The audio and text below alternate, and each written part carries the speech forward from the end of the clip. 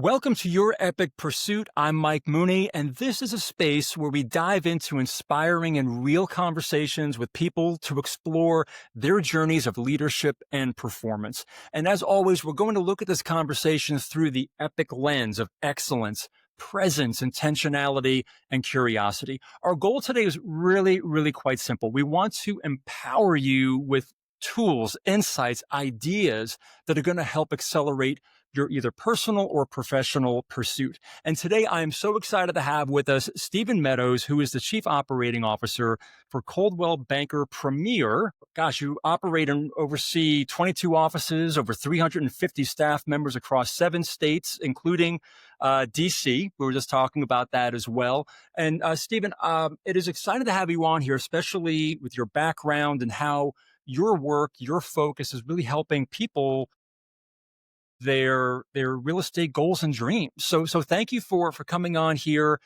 and I can't wait to hear what you're going to share with us about leadership, your work, your role, and all that you're doing. So thank you.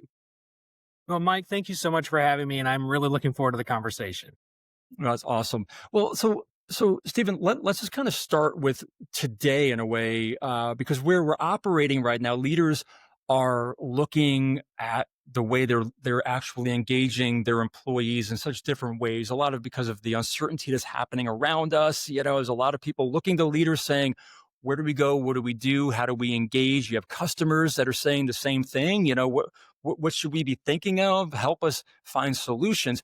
You've been around the real estate industry since the early 2000s. 2001 is what we were talking about earlier. So it's safe to say you've seen a few things in that industry during that time, the last 24, 25 years.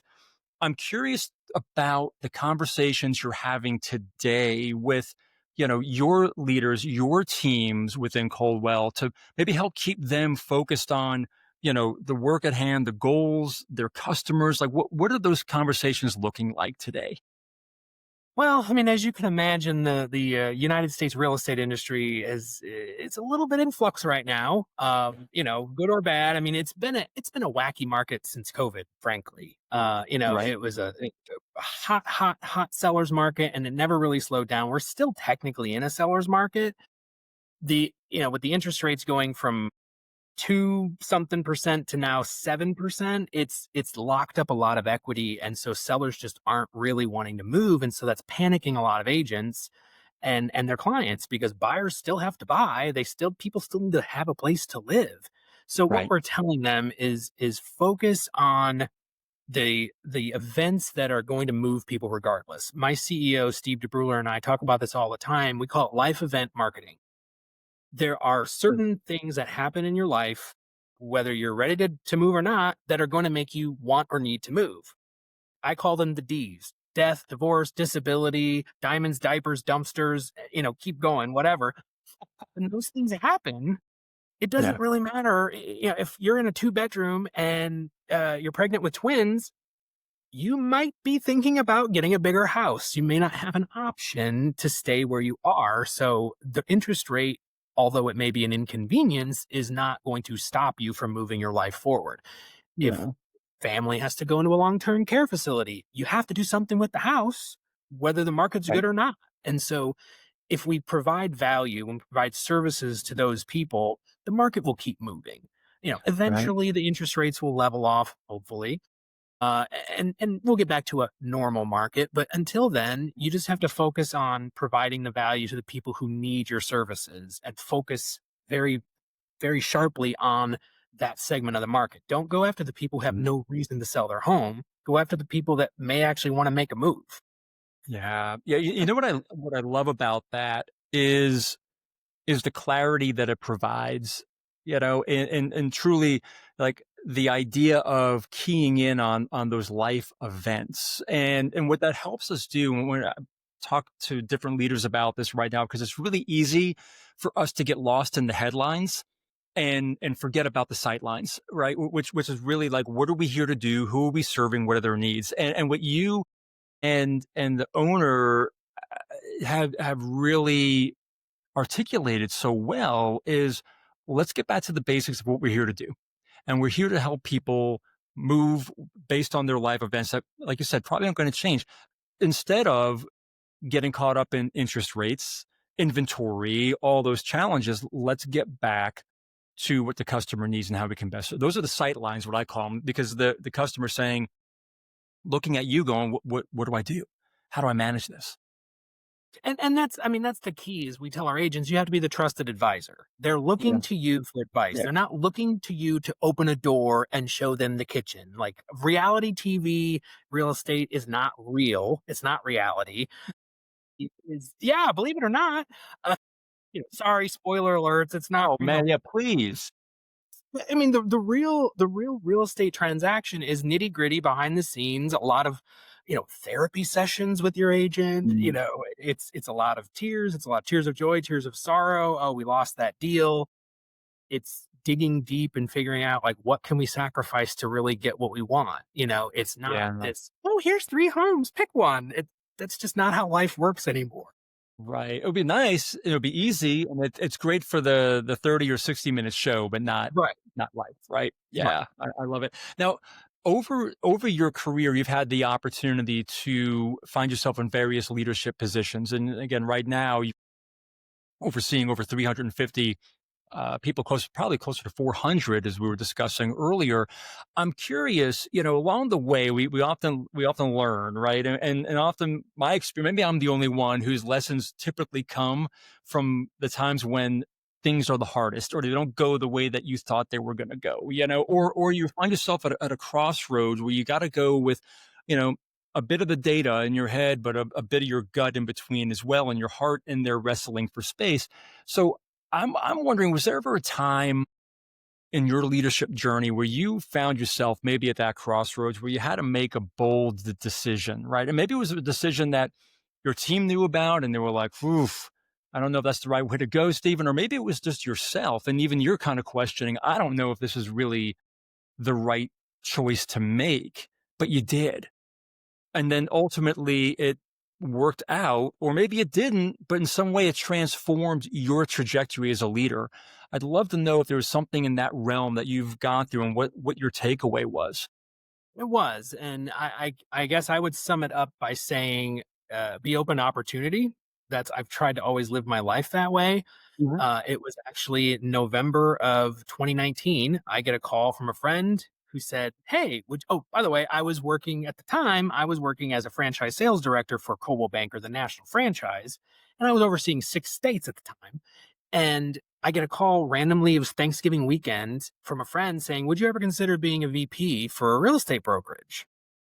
Yeah, Okay. sure, of course. I'm always, open to opportunities. That was the whole reason that I climbed the ladder at corporate at Cole Bankers, because eventually I knew I would probably come into the private sector Okay. and work with an affiliate. And so I didn't know who she was talking about at the time, but it turned out to be the company I now work for. And so I said, yeah, I'd love to. And when I resigned from Cole Banker, there was a lot of shock, because Yeah. I had been there for several years and I had ladder climbed and I had transferred all over the country. I moved from New Orleans to San Antonio to take my first job with them. Then I transferred to Ohio to take over that territory, Michigan and Ohio. And then I took on franchise sales and took 6 states. And so I just, climb, climb, climb. And all of a sudden I'm like, yeah, I'm done. I'm going to go work for an affiliate. And they're like, who? And I'm not going to tell you until it's done. You know, Right. they all Right. assumed I was going to go work for one of the big five. There's like Mhm. these huge brokerages with, 90 offices and, things like that. They just assumed one of them had poached me. Yeah. And when I told them who I was going to go work for, they were surprised. But then they're like, well, I guess that makes sense. At the time, Coldwell Premier was a mid-tier company. They were Mhm. in the first tier of the awards. So in Coldwell Banker, there's President's Award of Honor, then there's Chairman's Circle. Then Okay. there's everybody else. He was chairman, or he was President's Award. Not a bad place to be. Ranked probably in the 80s in out of like 600 affiliates at the time in the Well, country. that's a bad company. For rural Virginia and West Virginia, not bad at Right. all. Right. And they're like, "You're you're gonna go work for Premier? Like, why? Why are you walking away from what potentially could have been a very lucrative corporate job? Franchise Right. sales is not easy, but it can be very lucrative." Hmm. And I said, "He has a vision, and that vision aligns with what I want. and he's Mm. basically asked me to come grow his company. And I'm gonna roll the dice, and I'm gonna go do it, and I think it's gonna give me a better, work life balance. Ha ha ha. And it's better than I was very stressed. Franchise sales is very, very high stress. It's constant, constant. And I shocked the world of Coldwell Banker when I walked away and joined a relatively unknown mid-tier company. And I'm Wow. proud to say that today we are ranked 23rd in the Coldwell Banker network out of, over 500 affiliates nationwide. So I think I made the right choice. I think so. I think looking back. Yeah, it was definitely a risk, and Mhm. some of my mentors within the company were a little skeptical. They were like, "I hope you know what you're doing," because I mean, I could have probably gone further in corporate, but it Right. wasn't what I Well, wanted. I yeah, wanted but something. and it sounds like you were on track for that, but I think what's you just mentioned something that's interesting where you said you talked to your mentors and some of them were like, I don't know if I would do that. Did that give you was there a moment where that gave you pause? Because mentors are people who have seen a few things and you tend to want to listen to them. But was there a moment of pause where you're like, man, maybe I really should rethink what I'm doing? It wasn't. Thankfully, it wasn't. Their objection wasn't about him or his company. It was about, am Okay. I making the right decision for my career? Like, am I going to limit myself by going to this relatively 5 office company with about 75 agents? Right. Not Right. bad, but again, I was managing huge affiliates. I was dealing Yeah. with these giant Yeah. companies in my day to day life, and I just said, I feel like there's something here. The risk for me was Mm. Steve and I, my CEO Steve. So that's fun. Steve and Steven. We're the Steves, cumulatively. But That's great. we agreed to try it out. So I was Mhm. essentially stepping away from a pretty cushy corporate job and going, we're going to try To this. If it doesn't work, see oh how it well. And right. And it worked. 5 years on, almost 5.5 years, we're, running strong, and it's just been awesome. wow. I I, uh, I think there's a lot of power in that where you said yes to you and to something that that was new, right? Challenging. It was gonna be a different opportunity, but what I also find interesting and I love is that oftentimes when we make decisions like that, the shock that others have because in their minds they have a perception of the trajectory and the path that they think we're going on or they think we should be on and when we offer something else that's counter to that it does shake them up a little bit you know yeah so I mean good for I like to you keep for people on my toes. expect the unexpected, right? Exactly. But it does sound low that one of the things that you enjoy is building. It's not just the execution. It's what are we building, which ties back to the fact that Steve had a vision that you could buy into, that you could align with, and more than likely saw your skills, dovetailing to what the needs were. Yeah. Yeah. It was a Yeah. great fit. It still is. I constantly say, like, he and I are like the perfect yin yang. We Good. complement each other really well. We are opposites in so many ways. Hmm. I'm the hey everybody, and he's more the quiet, like we call I can't remember. We had a name for him one time, something visionary. It was like the quiet visionary or something. But The that's him. reluctant. Yeah. Yeah, he's Yeah. just the one he would rather just be in his office with his whiteboard trying to solve the next problem for our agents. And, I'm the one that's out there, you know, proselytizing for the greater good of Coldwell Banker. So but it Absolutely. just works really well. I love it. So during that time and the growth sounds like what did you said you started with how many He people had back then? five offices and 75 agents. Yeah, so 75 and now you're up to again close to 400. 300, yeah, about 350 agents and about 50 staff members. So was there ever a moment in that growth period in that trajectory where as a team or even maybe yourself as a leader, like you just found yourself hitting the wall. Like it's like we are pushing so hard right now. We just cannot keep this pace up as it is. And I'm wondering, and I would have to believe that there is a time when that happened, especially in your industry. But what approach did you take that maybe maybe seemed a little unconventional or different? And then what breakthrough or result did it deliver for you and the team? So you're right. There was a lot of places along the way where, I wanted to pull out what little hair I have left and, or, might have been in the fetal position a few times, You're not but judging. You're not yeah, yeah. judging. But I will say the one that sticks out in my mind the most is, early in 2020, there was this thing that happened where everything shut down. Huh. That was literally 5 weeks on the job. So here I left my corporate job to go run this company in Virginia, living in Ohio. And 2 days before I'm supposed to go back to Virginia, the day after I was supposed to have left, we got a stay at home order, and I was at home in lockdown for 79 days.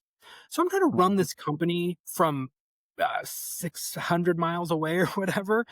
And, the big task we were trying to tackle was onboarding. Mm, That was the first thing Steve said. Like, I don't think our onboarding process is where it needs to be, and I don't think that we can grow if we can't properly, onboard everybody. And so I said, okay, we'll break it down, da da da. And we all kind of agreed it was going to be a probably 6 to 8 week process, but okay. it was going to be much easier if we were all together. Well, then COVID hit, and it just everything unraveled, and we honestly didn't know what we were going to do. We sent our staff home, but we paid everybody. We had to close the offices, but we kept everybody paid. And so I'm like, Mhm. look, Steve, we've got all these people at home drawing a Yep. paycheck. Let's just get them together and let's just knock out this onboarding thing in like a week. And we did. I pulled in all of the people that were kind of the stakeholders in that process. And I just, Mhm. okay, guys, how do you think the process should go?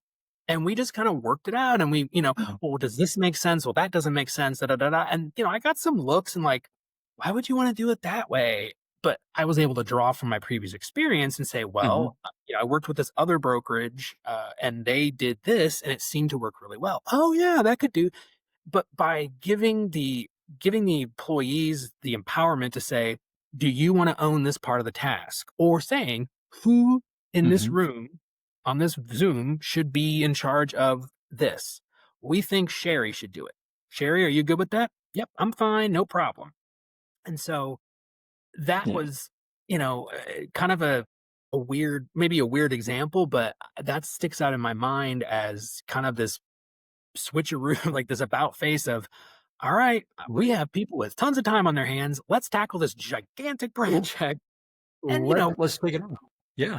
onboarding is one of those things that you just kind of have to it evolves constantly. But I would say 60 to 70% of our original process that we put in place is still there today. Is I that mean, we right? really built a strong core. And it's the same people doing the same tasks that for the last 5 years. It's always been Mm. Sherry doing this, accounting doing this, Holly doing that, and it's worked. And so I'm pretty proud of how well we handled that situation. Yeah, I mean, there was no playbook at that time. It was literally, just okay, let's just kind of make this up as we go along. Let's give each other some grace. It's not Yep. going to be perfect. We're going to try to figure out this remote thing, and if we are together, this like social distanced thing that we're Mhm. going to work on. But I think there's incredible value, especially in times of uncertainty like during COVID, where we're empowering people and we're allowing them to showcase value even at a time when the company needs it most. And I am sure in some way, and maybe I'll take it back. I'm not going to say I'm sure. I'm going to ask you this question: is were the relationships strengthened during that time when people came together? Like what did that do relationally for that core group, as a result of coming together like that? It did. I will say we bonded. I mean, there were Oh. those of us who were there then. Most of us are still with the company now, Mhm. and I feel like we're kind of that core group. We Yeah. all kind of weathered that storm together. I mean, I remember, Sherry's our executive assistant, and we would literally have to track every state and what their regulations were. And at the time, we were only servicing 4 states. I can't imagine what it'd been like today. And it was like, okay, so the governor of West Virginia is speaking at 1. I've got Virginia at 2. I got to watch and see what Ohio's telling at 1:30. Are you going to catch Pennsylvania? Can someone see what Maryland's doing? And we were literally just all paying attention to these broadcasts, trying to figure out, okay, if we have to drive through this state, you need this transit letter. If you do this, okay, you can't do this in Pennsylvania, but you can do this in Virginia. It was a nightmare. It was just, we spent so much time just trying to figure out what the rules were so we could Yeah. try to keep the business running. It Yeah. was crazy. Yeah, and depending on what time of day it was, the rules were changing. Yeah. What could or what couldn't, and certain states adopting other practices from other states. Oh, we should be doing that. Okay, we're doing that now. But 20 minutes ago, we said we're doing this, right? So, but there is something to be said about how organically relationships and bonds can form when you're in that crucible together. I can tell you from my experience in motorsports over the years that some of the my closest friends that I still think the world of today, we forged those bonds when we were literally like fighting together, just trying, not fighting with each other, but trying to, get a solution, work through an issue, work through a challenge. And you can't make those up. You can't fabricate those events. So if we think about leadership at this point, and for you again, you mentioned mentors earlier, and I'm sure they've had a huge impact on you, and I'm sure in your role now you find yourself doing your fair share of mentoring, which is always the right thing. You pay that forward. If people were gracious enough to serve you, you serve others. Um, is there a leadership principle that you've like found that you lean into that you feel is just like, man, this is like time and time again just serves me so well. So I will say this is probably counterintuitive to some people because, my name is Steve and I'm a workaholic. And so, everybody, oh, you have to learn to delegate. You have to delegate. Right. I agree. And I preach delegation to my folks, especially my managers. Like you don't have to do everything. But I have one rule that I live by and it has served me very well. And Mhm. I can tell you the people who don't do this don't stay at our company very long. It's Okay. the over delegation. My philosophy is very simple. You shouldn't be allowed to delegate a task that you're unwilling or unable to do yourself. And I do that on purpose, and I will do things that I don't necessarily need to do to prove my Mhm. point. To say, I'm not too good for this task. My first day on the job, I took the trash out. I Mhm. walk in, I'm in like, I dressed up, I'm trying to impress these people. And I'm like, where's the dumpster? Like the trash was overflowing. And I walked this huge bag of trash out there, and one Yeah. of the agents who he can be a little hard nut to crack sometimes, stood up, walked to Steve's office and said, "That new VP you hired?" He goes, "Yeah." He goes, "He just took the trash out." He goes, "Uh-huh." And he goes, "Nice." And Steve told me that, and I Mm. said, "I did it to prove a point. I wanted to show everybody that I wasn't too good for Yeah. sweeping the floor, cleaning the toilets, taking out the trash, and if you think you are too good for that, you don't probably belong in our organization." Do I want to take the trash out? Of course not. But No. if it needs to be done, it needs to Yeah. be done, and I'm not gonna say I'm too good for that, or we have a rule that we say, "You're not allowed to say that's not my job." Yeah. But I will be the first one to say there are times where you have to put a line in the sand and go, "This is not worthy of my time," or I shouldn't say it that way. My time is worth more than this task. And if I'm being a good steward of company resources, and I've said this to Steve before, Mhm. I can't in good conscience keep doing this because you're wasting your money. Like you're paying me this, and this is a task that anybody can do. So that the fact that I'm taking away from the high level stuff that you need me to do these tasks, so I have to have responsibility with that too, to understand where I do need to delegate. But Yeah. I detest over delegation. Like when you hand your job over to everybody else, I have to start wondering why do I need you then? Like if you're literally passing your tasks off, I don't know that you need to and generally speaking, those people weed themselves out very quickly in our organization. It sounds like they would from a cultural standpoint. It sounds to me like I had this advice years ago from a mentor who said that, as a leader, people are going to watch your feet, not your mouth. Mhm. And what you did there was like, hey, I'm not going to tell you that I'm willing to do any job here. I'm just going to do it and put my ego over here because it's what we do as a team. At the same time, I like what you're saying about recognizing the value that you bring in the role. And I heard this a while back, and I liked the thinking around this is saying that oftentimes people, when they're hoarding responsibility, sometimes you get the other side where they won't give anything up. Mhm. But similarly, in that thought is that's not allowing others or a person at a lower level the opportunity to showcase, to learn, to do that's going to help them get to another level. So don't be so stingy, right? Give it out. Exactly, no, and Get it. I Get it. have employees that have said, like, "I want to do more." Yeah. And okay, as the chief operating officer, my responsibility is to make sure that your career is going. If I want you to stay in this organization, I need to provide you with those paths. So if I That's can right. give you something to do to try it out, Yeah. you may not like this. Sometimes it's like having a kid, like, eat your peas. You may not like it, but you won't go through the job. I No. wouldn't like my dogs, but I've seen enough movies. I know how kids act. Oh, it's true though. But you got to give them a taste. You've Yep. got to give them a taste because otherwise, they're going to think they'd love it Hmm. and go around saying, I would have loved that, Yep. but I didn't get the opportunity. Instead of, well, Hmm. here's your opportunity. Well, I don't think I like that. Okay, well, at least we tried.